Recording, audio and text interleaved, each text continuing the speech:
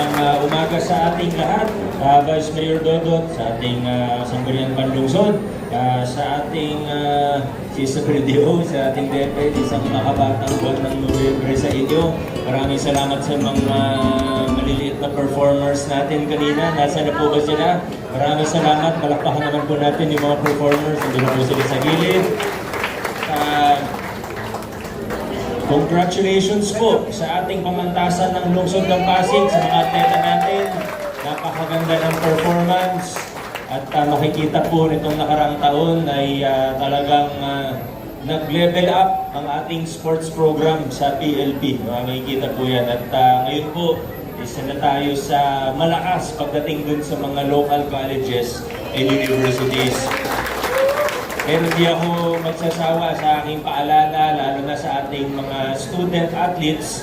Kaya nga po student athlete ang tawag po sa inyo dahil una po dapat lagi ang ating academics o ang ating pag-aaral.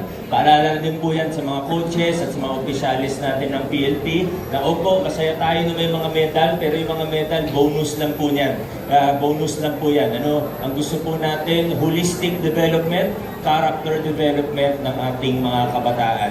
Kaya kung magkaipitan, kailangan pumili ng isa lamang, academics o pag-aaral ang pipiliin natin, hindi yung sports. Bonus lang ito secondary lang po ang ating sports. Yan naman ang lagi nating paalala, hindi lang sa PLP, kundi sa lahat ng mga student athletes ng Lungsod ng Pasig. At hindi lang po sa PLP o sa NCUAA ang may magandang balita, pati sa Batang Pinoy, maganda po ang balita natin. Tayo po ang pero next week na po i-announce yan para abangan din po natin pauwi pa lang din yung ibang mga staff, coaches, and athletes mo natin mula sa Gensan. Pero makikita din naman pati sa social media may mga nagpo-post na. Pero next week na natin sila i-congratulate. Ako po nagpapasalamat din sa lahat ng mga kasama na tumulong sa atin, lalo na sa ating mga miyembro ng Task Force Mundas, sa ating mga naka-check-in sa IMT, siyempre sa pangunguna po ng ating local civil registry, kina Ma'am Tess, kina Colonel Rigo na ating incident commander, at sa lahat po mula sa Peace and Order, DPMO, mga DRM staff na lahat. Hindi ko na isa-isahin. Alam niyo na kung sino kayo. Maraming salamat at naging maayos, mapayapa ang undas sa Lungsod ng Pasig. Kahit ilan din yung mga sementeryo natin. Umaabot po per day, para sa kaalaman po ng lahat, pag undas, lalo na pag November 1, pero kahit October 31, November 2, umaabot po ng nasa 200,000 per day ang bumibisita sa sementeryo.